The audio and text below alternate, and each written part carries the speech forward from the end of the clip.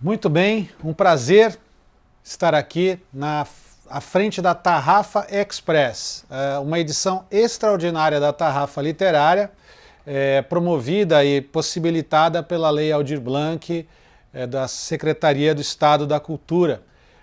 Uma possibilidade, um estímulo para a produção cultural nesses períodos pandêmicos. Então a Tarrafa está tendo uma edição extraordinária online e aqui eu vou convidar um autor, um jornalista e sociólogo, mestre em História Social pela PUC, passagens pelo jornal Estado de São Paulo, Diário Popular, Jornal de Brasília, professor também do curso de jornalismo, olha que maravilha, da Universidade de São Judas Tadeu, e autor de 10 livros, entre os quais São Paulo deve ser destruída, Os Homens que Mataram Facínora, belíssimo livro, finalistas do Prêmio Jabuti, e além Nem Heróis Nem Vilões, biografia do Prestes, eu estou falando do grande Moacir Assunção. Moacir, muito obrigado pela sua presença na Tarrafa. Carlos, é sempre um prazer estar aqui com você, estar na Tarrafa. Essas conversas sempre rendem discussões bem interessantes e é muito gostoso participar dos eventos, assim que a gente tem a oportunidade de discorrer um pouco sobre trabalhos e se aproximar desse mundo de literatura e da escrita, da pesquisa histórica, que nos salva nesses tempos pandêmicos, nesse tempo que a gente vive, um momento bastante complicado aqui no país, né? Então, um prazer sempre estar com você e estamos à disposição aí para conversar. Obrigado, Moacir. Você sabe que a gente sempre prepara aqui um roteiro que eu fujo dele toda hora. Eu sou o rei do improviso aqui. Mas vou te falar uma coisa. Você falou da literatura que salva nos tempos pandêmicos, né? Eu tive muitos recados e manifestações de leitores dizendo exatamente isso, que ler um livro foi algo que o salvou durante a pandemia. É literal isso, né, Moacir? A relação do leitor e obra. Queria que você pensasse alto mais sobre essa relação do leitor e obra durante a pandemia. Verdade, meu caro. Essa foi uma das atividades que nos sobrou, né? As livrarias fechadas, a vida cultural bastante reduzida, né? Tudo ficou mais complicado, né? A gente não conseguiu mais ir a livrarias, não conseguiu mais ir a teatro, não conseguiu mais ir ao cinema. Recentemente eu comecei a voltar a ir ao cinema, sensação indescritível de voltar a entrar numa sala, numa tela grande, ver filmes nessas telas tal, né? Mas o livro, eu tenho certeza que eu pessoalmente, eu acho que quase todos os meus amigos que gostam de livro leram muito mais nesse período de pandemia, né? A gente teve a oportunidade de rever algumas leituras, andei relendo coisas de literatura latino-americana, Gabriel Garcia Marques, um pouco de Cortázar também, lendo algumas coisas que eu tinha viajado um pouco antes do início da pandemia para Buenos Aires e fiquei hospedado no hotel que era frequentado pelo Borges, pelo José Luiz Ah, Borges, né? Ali uhum. bem no centro de Buenos Aires, ao lado da Praça San Martín. Aí comecei a ler um pouquinho da literatura dele também, li algumas coisas, e aproveitei para ler um pouco de uns clássicos aí de literatura brasileira, reler alguma coisa, né? E também reler meus livros de pesquisa histórica, né? Estou começando a ler muito sobre relações Brasil-Argentina.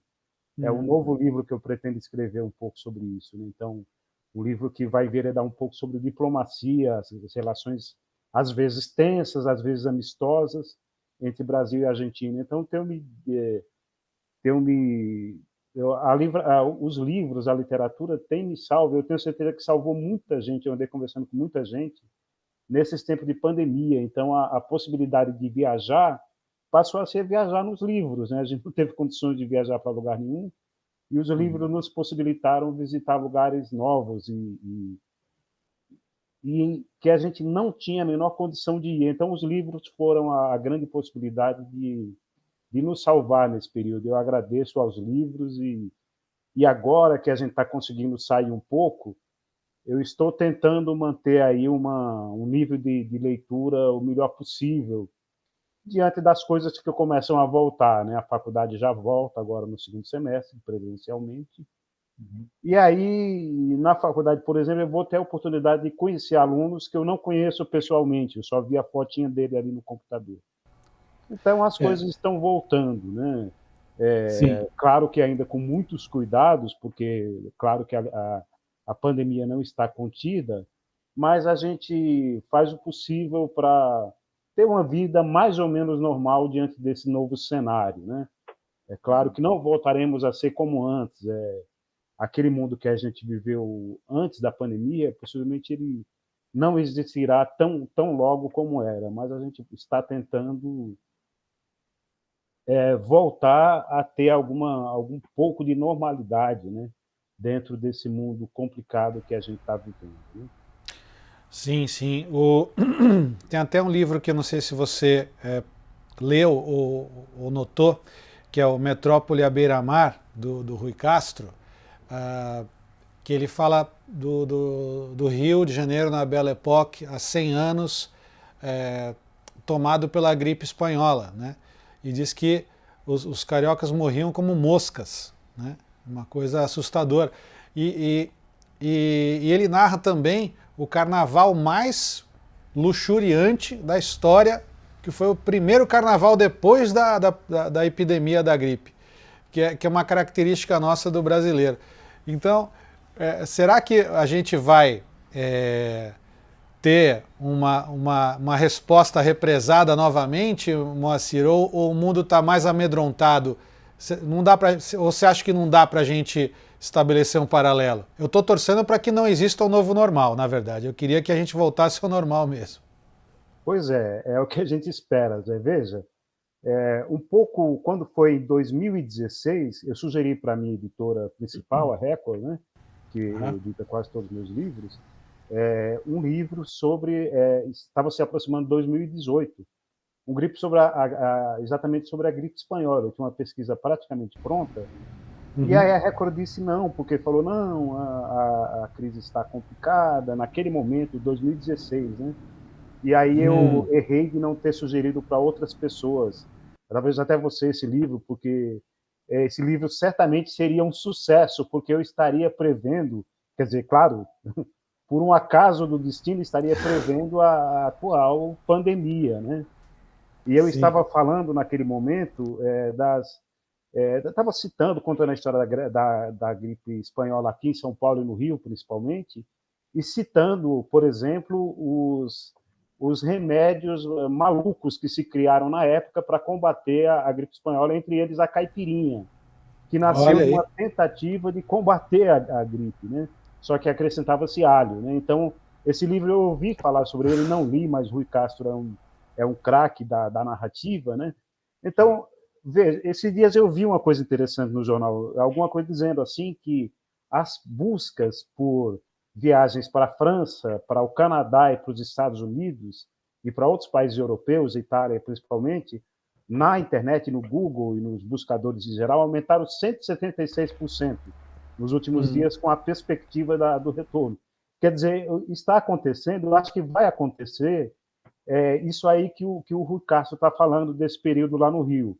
A gente vai ter uma busca assim, desesperada por atividades ao ar livre, por viagens, por buscas ao mundo da cultura, teatro, cinema, diversões ao ar livre, shows, porque isso está represado, exatamente como você falou, essa vontade, esse anseio por estar de novo encontrando os amigos, estar de novo revendo pessoas, está represada. As pessoas estão loucas para terem essa possibilidade. Eu me coloco nessa situação também.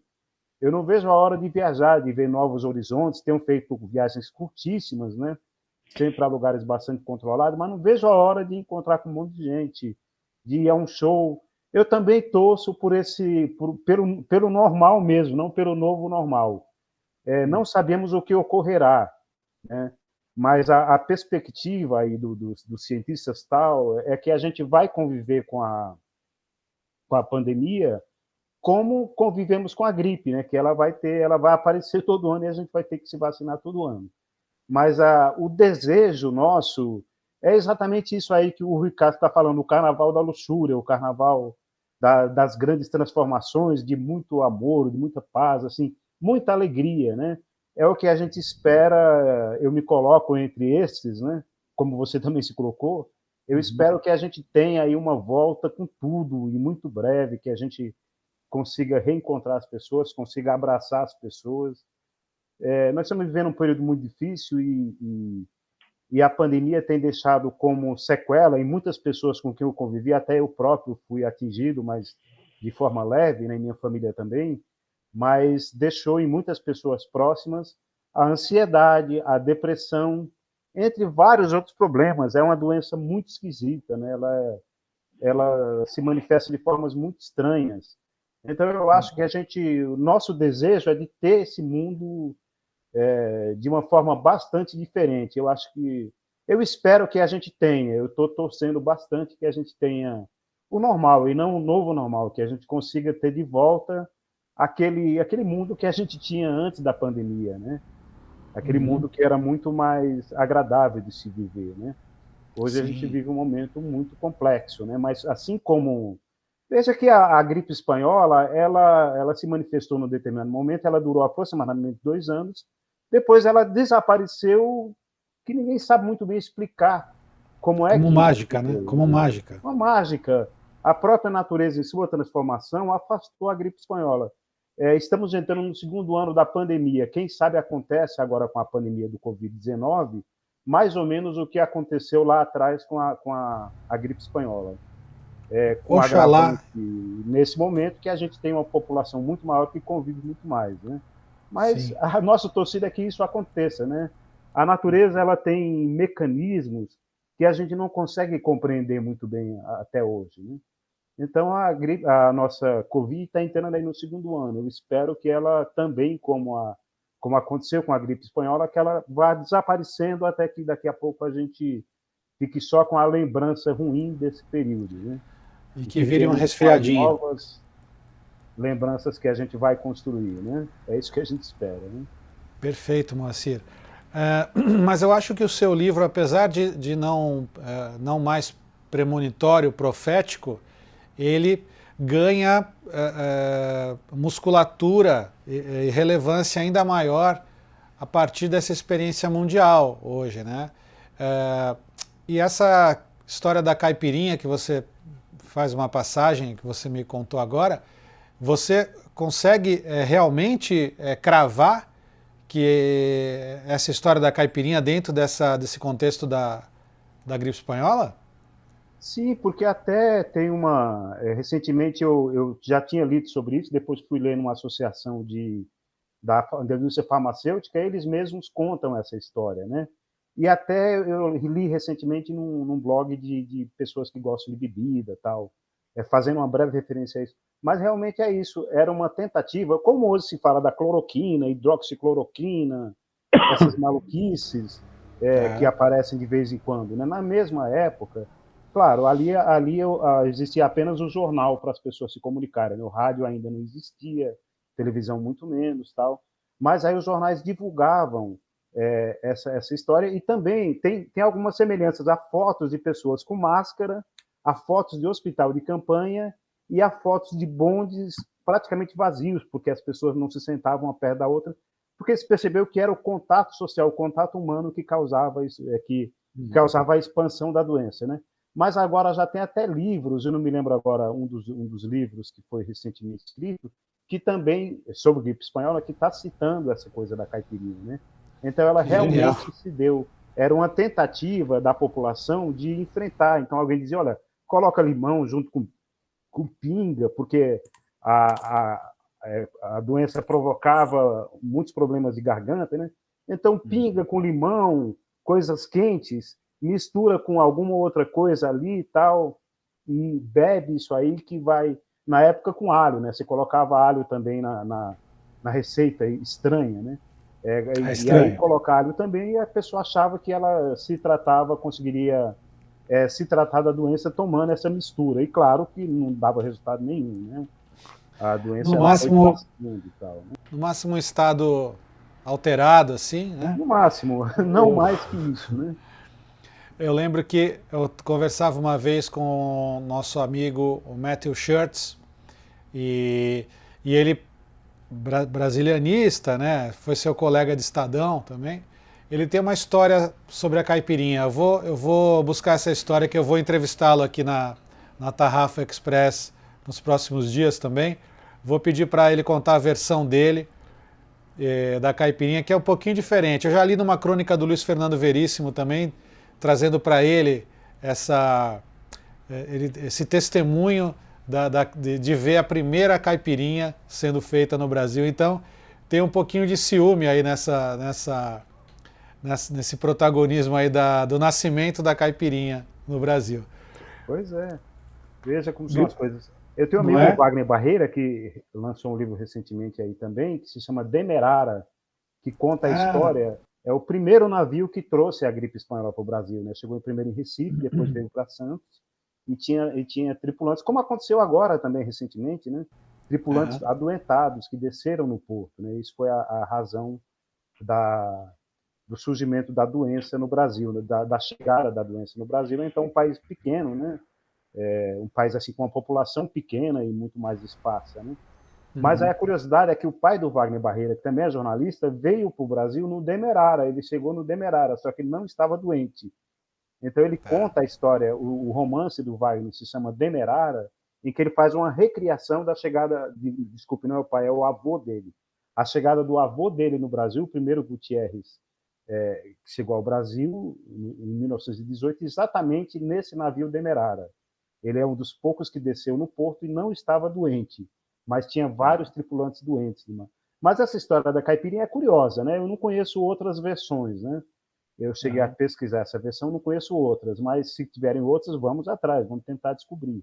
Né? Porque, de qualquer maneira, a caipirinha virou uma bebida nacional, né? Uma bebida produzida no Brasil e Sim. que tem a marca do Brasil que se irmana ali com a feijoada, um prato típico nacional. Né? Então, é curioso. Eu até fiquei curioso de pesquisar um pouco mais sobre caipirinha depois do que você falou. A combinação de caipirinha e feijoada. A feijoada também, por trás dos pratos, né, da culinária, a gente tem a história, não é? E isso essa cruz aí, a gente pode lembrar até Câmara Cascudo, Gilberto Freire, né? Vários fizeram essas analogias, né? Usar o tema mesmo, gastronomia, ligado à história. Moacir, agora falando lá do teu começo, eu queria ouvir sobre a sua formação, a cidade onde você veio, como é que você começou os primeiros passos. Foi no jornalismo que você começou? Bem, comecei nos livros, na verdade. Zé. Eu nasci em Trindade, uma pequena cidade do sertão pernambucano, da qual meu pai chegou a ser vice-prefeito, presidente da Câmara. E cheguei em São Paulo aos 13 anos, em 1978. Trabalhei inicialmente como office boy. O meu primeiro emprego foi aqui na Praça da República, numa agência de turismo, aqui do lado de onde eu estou morando agora, a 500 metros de onde eu estou, 300 metros de onde eu estou. Me lembro uma coisa marcante do meu trabalho como office boy. Uma vez eu sempre andava a pé, porque aí eu ficava com o dinheiro do ônibus, gastava em fliperama, né? E eu, uma vez subindo a Avenida Brigadeiro Luiz Antônio, em direção à Paulista, vi uma aglomeração em frente a um lugar que eu sabia que era uma casa que pertencia ao Exército. E vi Uhum. uma pessoa descendo algemada. Essa pessoa era o Lula. Foi a primeira vez que eu vi o Lula, que depois eu entrevistei como sindicalista, já como jornalista, entrevistei como deputado federal e várias vezes como presidente. Então Uhum. veja como as coisas são. Ele ia prestar depoimentos. Isso foi em 1981, quando ele foi preso em função da greve dos metalúrgicos, das grandes greves. Né? Aí depois eu fui trabalhar na livraria Saraiva como repositor e depois como vendedor. Então a minha a minha entrada no universo dos livros e depois do jornalismo se deu pela via dos livros mesmo, né, como livreiro. Que Isso em genial. 1982, quando eu entrei na livraria Saraiva, né, pouco tempo depois desse episódio que eu narrei. Né. Eu fui livreiro durante muitos anos, durante alguns anos, pelo menos, né, e depois trabalhei em várias outras coisas e me tornei jornalista. Entrei na Universidade de Brás Cubas e me tornei jornalista. Comecei a trabalhar, trabalhei em várias áreas, assessoria de imprensa inicialmente, da Prefeitura de Guarulhos, depois tive meu próprio jornal, depois fui para Brasília, fiquei um tempo trabalhando lá, peguei o final do governo Collor, cobri ainda os últimos, os estertores do governo Collor ainda, o finalzinho lá. Voltei para São Paulo, fui convidado para trabalhar no Jornal Diário Popular, tive uma coluna contando a história dos bairros de São Paulo, contei a história de 150 bairros de São Paulo, junto com meus colegas, né? Aham. E nessa época comecei desde criança, eu sou pernambucano, minha cidade, como eu comentei, minha cidade é muito perto de Serra Talhada, a cidade natal do Lampião. Então, o Lampião sempre foi um tema que me despertava interesse, porque meu pai contava a história do Lampião, meu avô contava. Depois você vai ver que era tudo mito, né? Na verdade, as histórias que ele contava eram míticas, né? Mas, de qualquer maneira, me chamaram a atenção para o personagem, que eu depois comecei a pesquisar bastante, até o ponto de ter uma pesquisa muito grande, ter feito várias viagens ao Nordeste, com apoio de vários pesquisadores, inclusive da Vera Ferreira, neta do Lampião, do Antônio Mauri, que é um dos grandes pesquisadores do cangaço.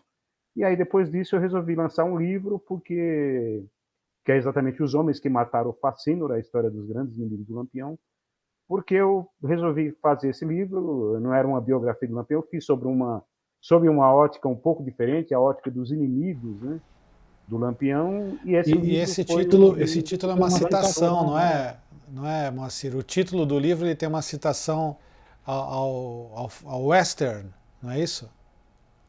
Isso foi porque eu escrevi sobre o filho do homem que matou o Lampião, o Paulo Brito, que até hoje é meu amigo, mora em Recife, é o filho do João Bezerra, que matou o Lampião, e escrevi uma matéria para a revista Já do Diário Popular sobre a história desse. Aí o Aham. meu chefe de então, Dario Palhares, grande amigo, que inclusive mora em Santos, Dario Palhares, conhece o conheço. Dario? O Dario era o meu chefe Opa, na época, era o editor da revista Já, eu escrevia para a revista Já. Grande figura, grande figura, amigo, artista também. figura seríssima, sério sem ser sisudo, Sim, sim, grande Dario figura. Palhares. Um abraço pro Dario, inclusive. Dario que sugeriu esse título, ele colocou esse título, ele falou, olha, você está contando a história do homem que matou o Facínora, do João Que Bezerra, ótimo, através do seu filho, do Paulo Brito, né? que E ótimo. aí eu falei, poxa, esse título, quando eu lançar um livro, Dario, o título vai ser esse aí. Só que eu vou colocar Os Homens que Mataram o Facínora, porque eu fui contar a história de vários inimigos. Aí quando eu lancei o livro, eu falei, não, o título é esse. Aí o título pegou muito bem, deu muita discussão. A Vera, eu achei que a Vera ia ficar brava comigo, porque eu chamei o avô dela de Facínora, mas ele de fato foi mesmo, mas nunca recebi nenhuma manifestação. Dos admiradores do Lampião reclamaram, a Facínora, mas de fato foi um Facínora. Não dá para tampar o sol com a peneira. O Lampião é um grande É, personagem, mas de fato foi um Facínora.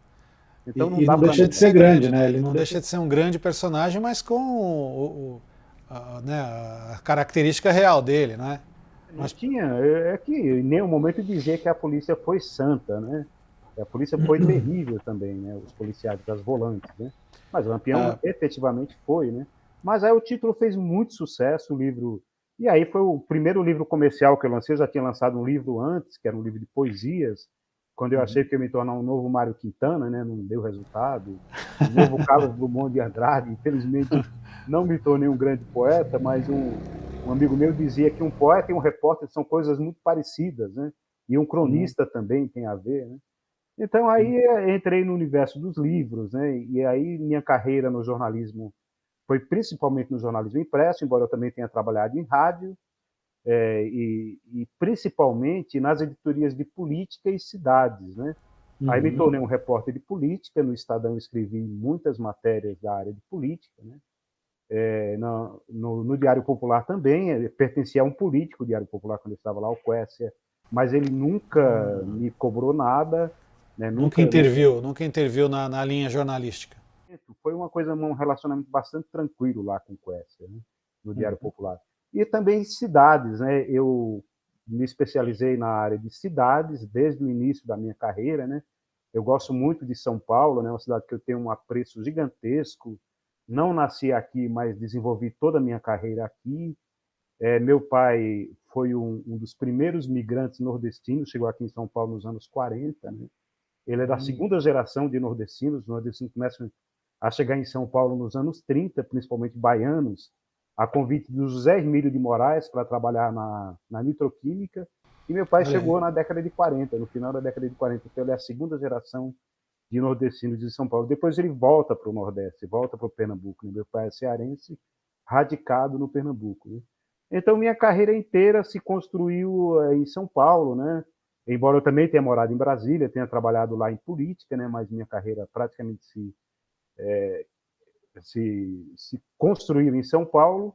E aí, posteriormente, eu comecei a dar aula, dei aula na mesma universidade onde eu estudei, na Universidade Brás Cubas, fui convidado para dar aula lá, fiquei alguns anos dando aula lá, e também dei aula na FMU, e há 15 anos, quase 16, dou aula na São Judas, e dou aula no curso de jornalismo, principalmente nas disciplinas de texto, né?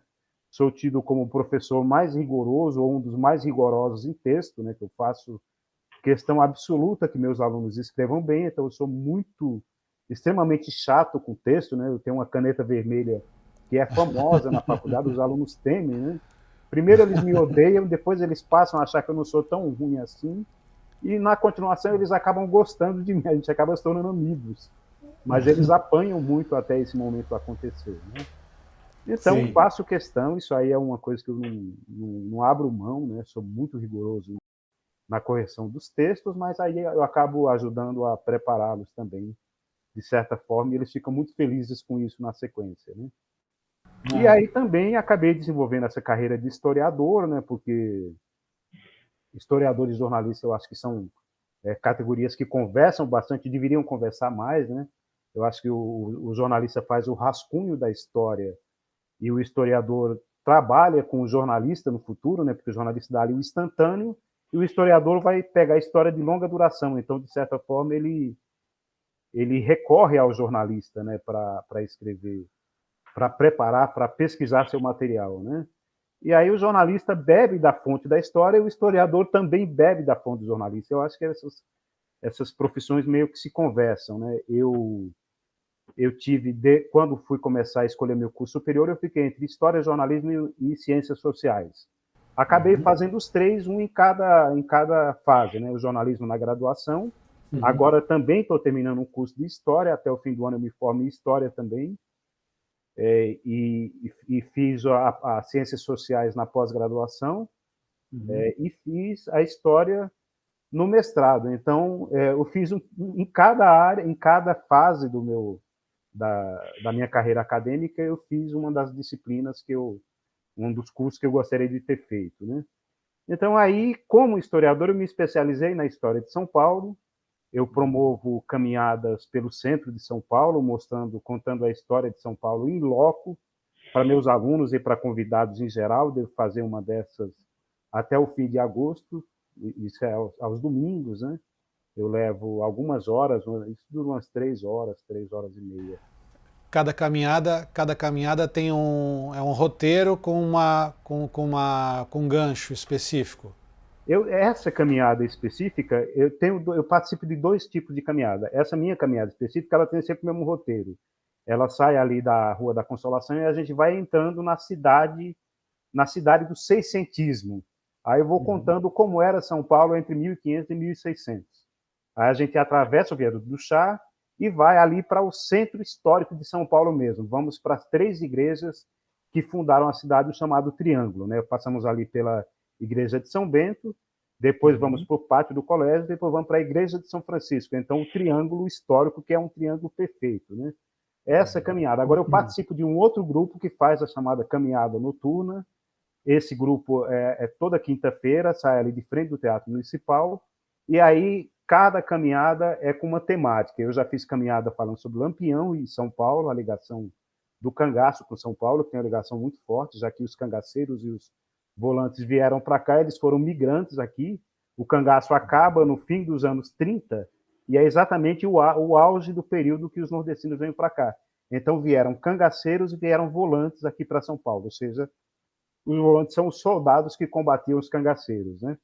Então, eu faço parte de um grupo da caminhada noturna e aí eu já falei de Lampião, falei de Guerra do Paraguai, falei de migração nordestina, falei de uma série de outros temas que eu pesquiso, Tudo em São Paulo. São Paulo possibilita abrir esses temas a Sim, partir da arquitetura e da sim, a partir história. da arquitetura, a partir da história, quer dizer, Guerra do Paraguai está intimamente ligada com São Paulo. A Aham. gente acaba essa caminhada ali na Estrada do Duque de Caxias, na Avenida Rio Branco, bem perto daqui, né? Então a gente anda pelo centro, sempre tem um historiador, um arquiteto, um jornalista que vai falar de algum tema que é pertinente para a história de São Paulo, né? Recentemente teve um historiador falando do Luiz Gama, o grande Tá. Dr. Gama, que agora tem um filme, inclusive estou para assistir. Então sempre tem esse grupo é um grupo de pessoas que são apaixonadas pelo centro. E agora eu tenho me preparado, inclusive, já que agora eu estou morando no centro, para fazer um trabalho em prol do centro de São Paulo, que é maravilhoso e está muito feio ultimamente. Lamentavelmente, está muito sujo, aumentou muito o número de moradores de rua, tá muito degradado, lamentavelmente. Então eu estou É. começando a montar um projeto que a gente quer, a ideia é que a gente tenha em algum tempo um grupo de voluntários que, assim como acontece em Tóquio, limpe a cidade, ande limpando a cidade, se organize para limpar a cidade mesmo. Quer dizer, esse é um tipo de coisa que não dá para esperar para o poder público somente. O cidadão tem que meter a mão na massa, porque afinal, o lugar onde a gente vive, a gente quer morar bem, Sim. quer viver num lugar. Esse é um lugar maravilhoso. Isso aqui, as avenidas são lindíssimas, prédios lindíssimos, Lindo. O centro de São Paulo, o centro antigo, é lindíssimo. lindíssimos. E tem uma vida nova aí também, né, Moacir? Eu vi no Copan a livraria Megafauna, alguns restaurantes também que fazem muito barulho no bom sentido, como a Casa do Porco, o Bar da Dona Onça, né? E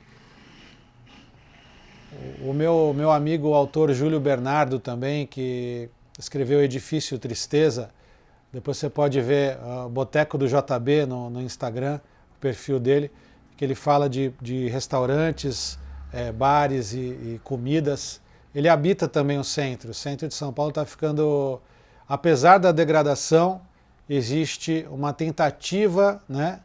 E uma prática, né, de renovação também, né? Isso é a dinâmica de uma cidade, né, que é interessantíssima. Assim. Cidade, Zé, você sabe que cidade é um organismo vivo, né? Sim. Você precisa criar coisas novas. Eu tenho um hábito já de muitos anos, toda vez que eu descubro um lugarzinho interessante, gostoso, aqui perto, aliás, em qualquer lugar que eu moro, né, eu vou lá para ajudar a manter o lugar de pé, né?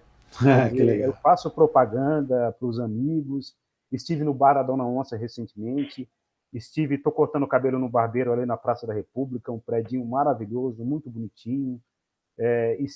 Gosto de um café ali no Martinelli, um café muito simpático que tem ali, que se chama Café Martinelli, aliás, por sinal. Quer dizer, então, toda vez que eu descubro algum lugar assim, eu faço questão de ir lá e de divulgar para que as pessoas conheçam. Eu estive lá na Praça Roosevelt e vi um café maravilhoso lá dentro, super bonito. E vou sempre ao Copan, ao Café Floresta, tomo café aos fins de semana na padaria ali em Santa Ifigênia, que é maravilhosa também. Então, esse tipo de lugar a gente tem que prestigiar. Eu acho que o habitante, o morador do centro tem a obrigação de prestigiar para Sim. que ele se mantenha. A gente está ajudando a pessoa. Isso aí eu coloco um pouco como uma espécie de uma economia solidária, sabe? Essa coisa de economia solidária. Pô, eu estou ajudando a pessoa a manter o seu negócio e ele me ajuda também a manter meus olhos ocupados com coisas lindas, né? Em vez de ficar vendo coisas horríveis da degradação, eu vejo aquele lugar agradável e aquele lugar funciona como chamariz para outros lugares legais. Então, acho que a gente tem a obrigação de fazer isso aí. E São Paulo, é exatamente como você falou, apesar da degradação, tem lugares aqui no centro sensacionais, que a Sim. gente tem que conhecer. E aí, conhecendo, a gente vai ver que putz, o centro é um lugar mágico, apesar dos pesares, né? E aí eu estive, E, como eu te falei, estive não faz muito tempo, foi um pouco antes, a última viagem grande, um pouco antes da pandemia em Buenos Aires, e aí os lugares legais que eu conhecia lá, eu frequentava, fazia questão de ir naqueles cafés maravilhosos que tem lá, e ficava imaginando, putz, isso é muito parecido com São Paulo. Na verdade, as cidades têm muita semelhança. Eu me lembro que cheguei a propor uma vez no Estadão uma matéria comparando Buenos Aires com São Paulo. Essa matéria nunca saiu, eu preciso fazer. Porque tem até a Avenida Brasil lá, perto ali do Puerto Madeiro, né? e tem muitas semelhanças. Eu acho que a Praça São Martim é parecida com a Praça da República. Aquela, lá tem a Avenida 9 de Julho, que é uma data nacional, né? A avenida mais larga do mundo, e a gente tem a nossa 9 de Julho aqui, que é uma data estadual, né? Que é uma data da Revolução de 32, etc. Né? Então, Sim, sim. as cidades guardam muitas similaridades. É que Buenos Aires, por uma série de fatores históricos, conseguiu preservar melhor o seu centro histórico. Né?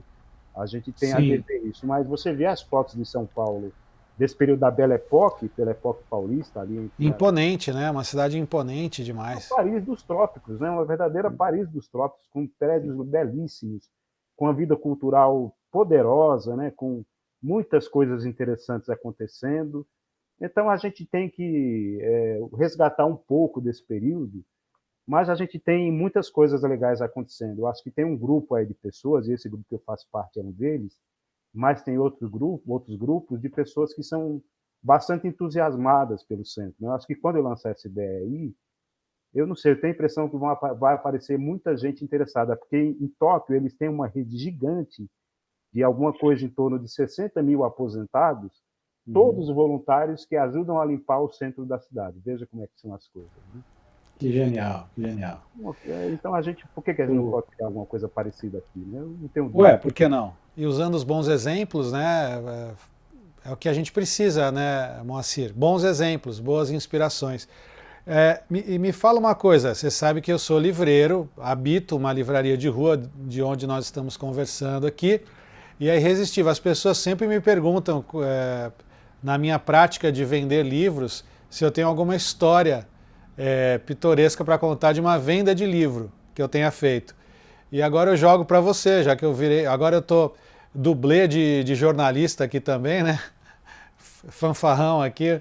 Mas eu queria que você, se você tem alguma história vivida no balcão da Saraiva, de alguma venda que você tenha ou conseguido ou não, aí você vai me contar agora esse caos. Ih, rapaz, tem várias histórias. Eu cuidava ali da estante. Bom, primeiro uma curiosidade. Quando eu comecei na Saraiva, a primeira loja que eu trabalhei foi ali na José Bonifácio, que hoje é um sebo, né? O sebo Ah, Star, me parece que é Star. uma bela história do lugar, hein? Já. Na época, a Saraiva não era uma potência como se tornou depois e hoje está enfraquecida, né?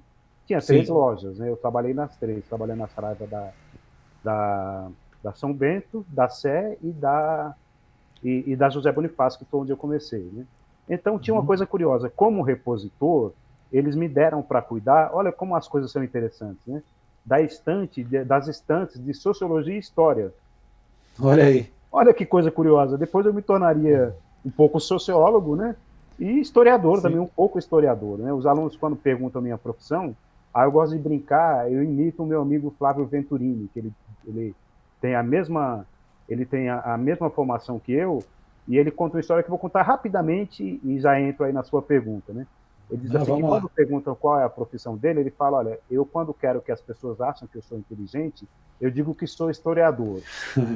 Aí, quando eu quero que as pessoas tenham medo de mim, eu digo que sou jornalista. Aí, quando eu quero que as pessoas tenham pena de mim, eu digo que sou professor.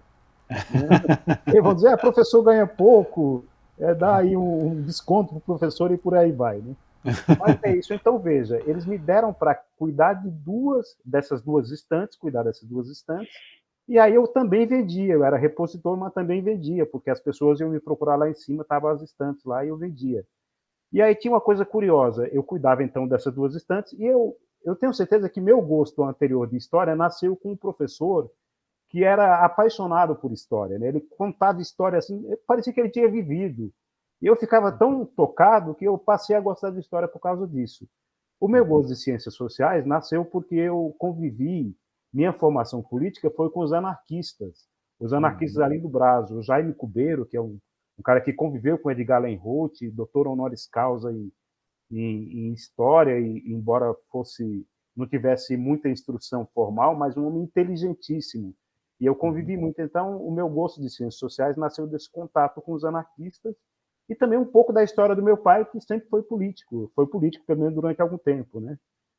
E aí, mas agora eu tenho certeza que o meu gosto por livros e por me aprofundar nesses temas, nasceu na livraria. Eu acredito isso, a Livraria Saraiva. E tinha uma coisa curiosa, eu conhecia o meu público. Eu olhava lá de cima para baixo, eu ficava numa sobreloja, assim, eu olhava para baixo, quando entrava um sujeito cabeludo, de óculos redondinhos e de mochila de couro na cintura, e de chinelão, eu falava, esse aí vai comprar livro de História e Sociologia. Olha, em 95% dos casos eu acertava. Era muito raro errar, porque era o perfil. Eu olhava, eu conheço o meu público. E daí Sim. era interessante que eu sempre gostei de ler, e eu lia pelo menos as orelhas dos livros, né? E aí, quando as pessoas chegavam e perguntavam no livro, eu indicava o livro e tal, falava, esse livro é bom, porque ele fala disso, disso. E eu me lembro que várias vezes os clientes me elogiavam, diziam assim, poxa, você é um livreiro que lê. A gente acha tão esquisito a pessoa trabalhar em livraria e não ler. E você lê. Eles não sabiam que eu tinha lido só a orelha do livro, né, coitado? Eles pensavam que eu tinha lido o livro mesmo, né? Eu não Mas tinha, mas eu acho que eu conseguia ser convincente. que é um luxo hoje, é um luxo hoje. Bom, ler a orelha pelo menos já é alguma coisa, né? Tem um amigo meu, te interrompendo para você vai chegar na história, mas que ele fala assim, você é um grande otorrino da literatura, vai estudar a orelha, assim lá na Casa do Chapéu. Pois é, Mas verdade. prossiga. E aí, uma outra história que teve interessante uma vez, foi que quando eu trabalhava na Saraiva da Sé, eu já era vendedor e trabalhava com livros de cultura geral. Eu não era, a Saraiva sempre gostou muito de livro jurídico, né? Eu não gostava de trabalhar com livro jurídico, eu trabalhava com os outros livros, né? E uma pessoa para quem eu vendia sempre livro era para o Lima Duarte. O Lima Duarte era frequentador, me parece que ele mora no centro, inclusive. E ele era frequentador assíduo da livraria, ele sempre estava lá. E aí, uma vez, eu fui conversar com ele, que eu nunca gostei, eu sempre achei chato essa coisa de chegar numa pessoa. Sempre achei invasivo chegar na pessoa e vir falar com ela. Eu sempre achei chato isso, mas com ele eu falei, hoje eu vou quebrar minha regra e vou conversar com o Lima Duarte. E aí eu fui falar com ele uma história que ele se lembrou, eu achei tão interessante que ele se lembrou disso. Quando eu era boy, quando eu era office boy da agência de turismo, que se chama Coraltura, ainda hoje existe, e está em outro lugar, mas existe. Um dos primeiros lugares onde eu fui entregar passagem de avião foi na TV Tupi, lá no Sumaré. Muitos anos depois, eu fui morar lá perto, né? Que onde eu morava, Pompeia é muito perto lá do Sumaré, né? Bairro vizinho. E aí eu fui entregar lá, e na TV Tupi. Era a antiga TV Tupi, exatamente onde nasceu a TV brasileira, ali no bairro do Sumaré, zona oeste de São Paulo, né? Eu entreguei para uma pessoa lá, não me lembro quem era, entreguei lá na portaria essas passagens de avião. Aí, quando eu estava saindo, eu resolvi ir até a padaria do lado, padaria real, e tomar um café ali. Eu estava vestido, tinha a polícia mirim, eu era policial mirim, vestia uma fardinha com boina e tal. Era um guardinha mirim, né? Que era uma forma de arrumar emprego como boy, né? Então eu vesti essa roupa. Aí eu vim com os amigos dizendo a única vez que eu fui militar na vida, né? E aí eu cheguei lá nessa padaria e estava o Lima Duarte e o Paulo Goulart, os dois tomando café lá. Aí eu cheguei perto deles e falei assim, você não é o Lima Duarte? Ele falou, sou eu. E você é o Paulo Goulart? Eu já conhecia, assim, já tinha visto na televisão, né? Somos nós, sim. Aí o Lima Duarte olhou para mim e falou, e você é o general? Eu falei, não, eu sou um simples office boy, vim entregar um negócio aqui. E eles conversaram um pouco comigo e eles acabaram pagando o meu café. Eu pedi um café, uma coxinha, fui pagar, ele, não, a gente paga. Aí fui embora. E depois eu encontrei o Lima Duarte, isso muitos anos depois, isso alguma coisa em torno de uns 10 anos depois, né? Ou talvez até mais de 10 anos. E eu perguntei para ele se ele lembrava disso aí, ele falou, eu lembro dessa história. Eu falei, então, eu era aquele general lá que você citou, né? Aí ele deu risada, falou, puxa, mas era você? Eu achei interessante que ele lembrou disso aí, né? Aí outro dia eu vi uma entrevista, uma matéria sobre ele, dizendo que ele mora no centro. Eu falei, bom, então é por causa disso que ele era habitué frequente lá da livraria, né? E uma última história que eu me lembro, da livraria a gente tinha época escolar que a gente vendia muito livro, né? E tinha um amigo muito engraçado que ficava falando, gritando assim, quem já pediu pida, quem não pediu pida de novo, né? E aí o chefe ficava bravo com ele, pô, você trabalha numa livraria, você fica falando errado, né? Mas foi um mega aprendizado, né? Eu gostei muito de trabalhar na livraria e eu ganhava muitos livros e comprava mais barato também, né? Então, a minha biblioteca ela começou a se construir nessa época. Se facilitou, né? Se facilitou com essa teu ofício aí. Você sabe que é ótimo também. Ser alfabetizado pelos gibis é genial. Você sabe que você falou dessa tricotando como dois livreiros agora, eu e você, Moacir. Mas tem um tipo de maldição, assim, quando eu vejo aqui na livraria, você lia o teu futuro cliente, né? Com óculos redondo, tal, a mochila de couro. Aqui quando eu vejo o cliente que começa a ler os títulos do livro alto, recitar os títulos, nunca vai comprar. Que desgraça. Não. O cara tá olhando a vitrine, ele olha lá, nem heróis nem vilões, Ulisses, não compra livro. É um recitador dos títulos. É a maldição. Eu quero errar essa eu quero quebrar essa maldição, mas não acontece. Você falou do general, do Lima Duarte, que te perguntou se você era um general. Eu adorei o Nem Heróis Nem Vilões, que é o seu livro sobre a Guerra do Paraguai, um conflito, como toda guerra, com versões que não bastam em um livro apenas, né? E no título você já coloca a sua, não interpretação, mas você dá o caminho para o leitor, já dizendo para ele não tomar um partido tão rapidamente, não é? Então a gente falou um pouco dos inimigos do Lampião, e eu queria que você falasse Os Homens que Mataram Facínora, que é incrível o livro também, porque é um livro de um personagem impressionante, que tem pitadas de sobrenatural no livro sobre o Lampião, que dá para dizer que ele não é uma biografia, mas o sabor é de que parece que você conheceu a vida dele mesmo, né? E eu queria que você falasse um pouquinho sobre o Nem Heróis Nem Vilões e depois emendasse com a questão do general, como você vê a participação militar no Brasil em conflitos e como você vê os militares hoje no Brasil. Uma provocação também, Moacir. Manda ver. Muito bem, meu caro Zé. Olha só, o Nem Heróis Nem Vilões, ele nasceu de uma inquietação minha, né? Eu aprendi história no ginasial, no colegial, né?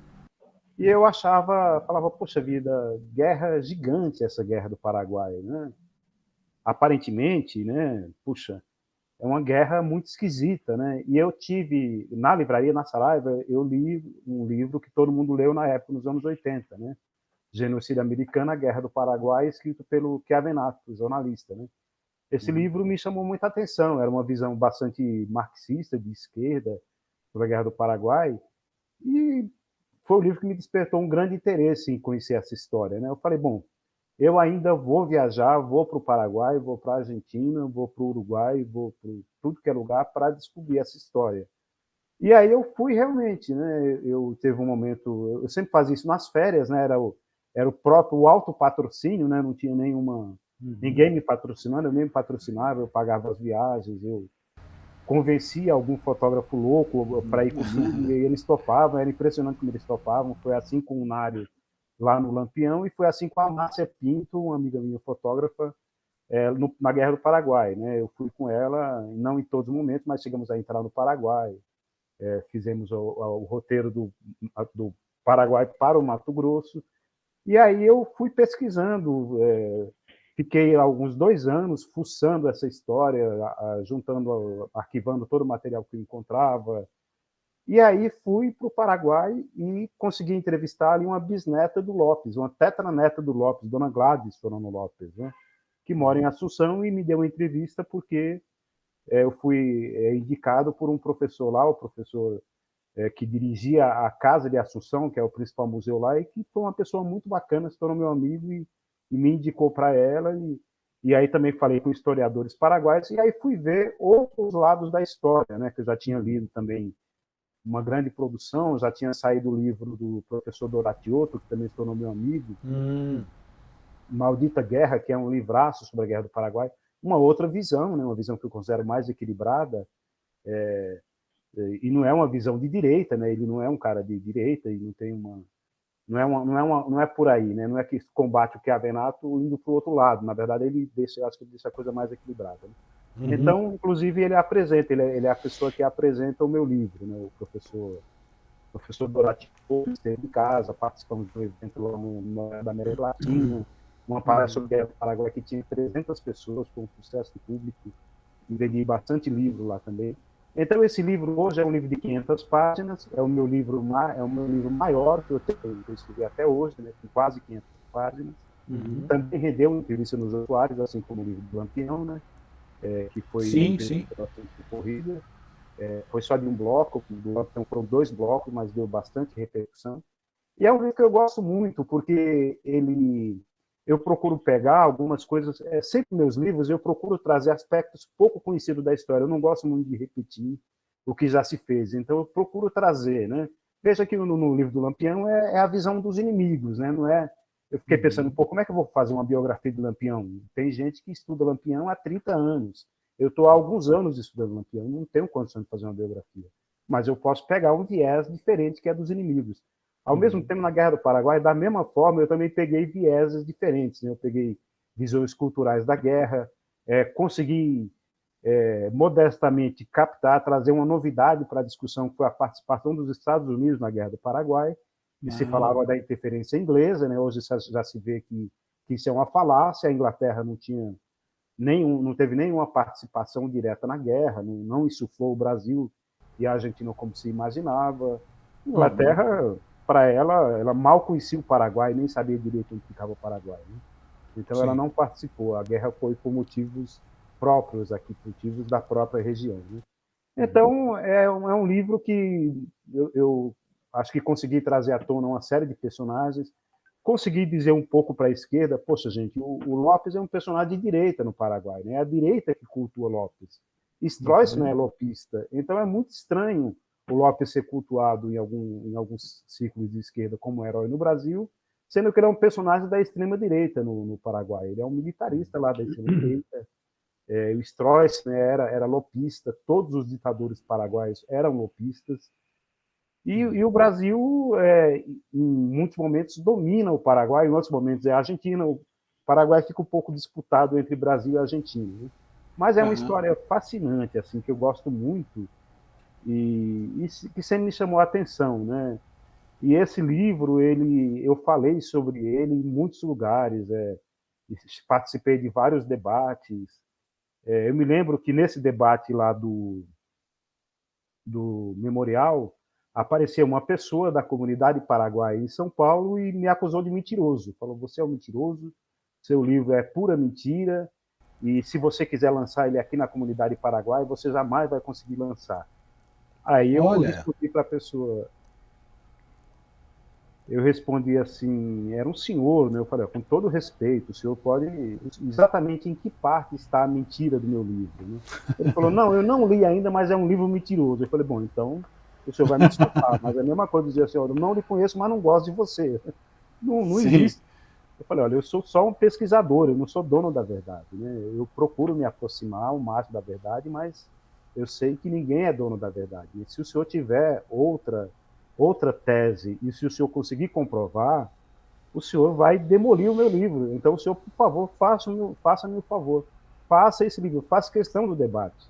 Né? Claro que esse livro nunca apareceu. Né? Eu falei, olha, desculpe, eu lancei esse livro em muitos lugares com a participação de boa parte da comunidade paraguaia em São Paulo. Né?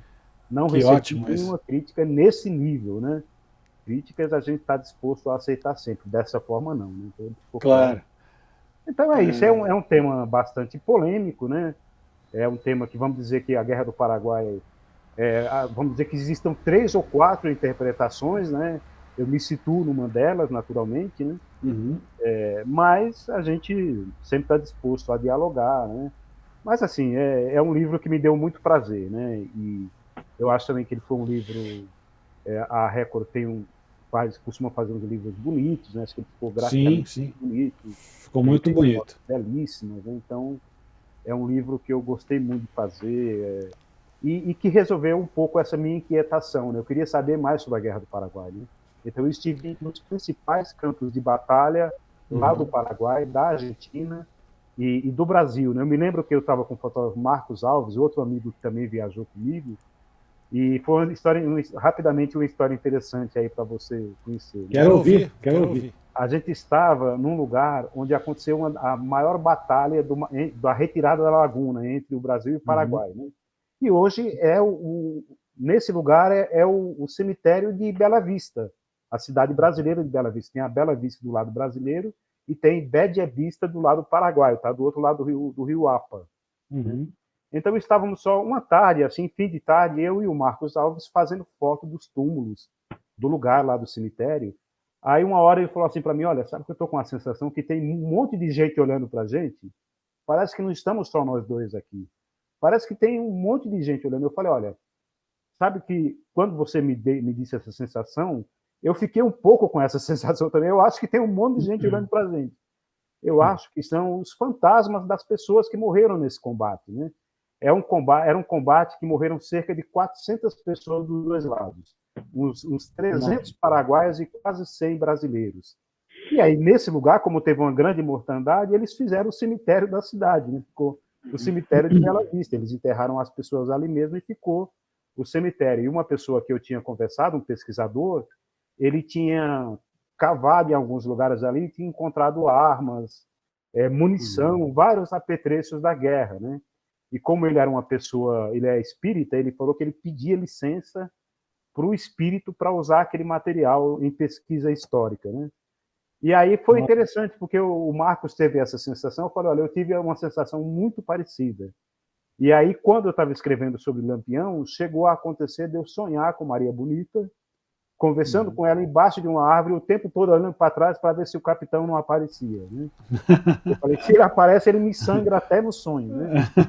Mas, enfim, olha, me deu muito, muito prazer fazer esse livro. E você está me falando das suas inquietações, né, como temas que te movem a desaguar em obras, né? Isso é muito interessante para as pessoas que estão nos assistindo terem essa rota do autor, não é? Da criação autoral. Eu tenho só mais duas últimas perguntas, o nosso tempo está chegando ao fim, a nossa conversa fluiu super bem, está fluindo super bem. E é exatamente nesse caminho que eu quero seguir, Moacir. Você, claro, você é um professor exigente e tem que ser, é o papel do professor, você não está atrás de voto, não é? Você não está atrás de popularidade, você tem que fazer o seu ofício. Mas eu queria que você desse um recado para um jornalista ou para um estudante e que tem a ambição de escrever seu primeiro livro. O que você fala para esse ouvinte? Bem, eu diria o seguinte, né? E alguns alunos me perguntam sobre isso. Professor, eu queria escrever o meu, como é que eu faço? Eu falo, primeira coisa, vamos dominar tudo. Qual é o tema que você quer escrever? É sobre o tema tal. Então, vamos procurar tudo que tenha sobre esse tema, vamos ler tudo, Você tem que virar uma autoridade em pouco tempo nesse tema. Você tem que ficar num nível que você consiga dialogar com alguém que já escreveu um livro, com um especialista, com alguém que tenha realmente cabedal intelectual sobre esse tema. Você tem que saber fazer isso.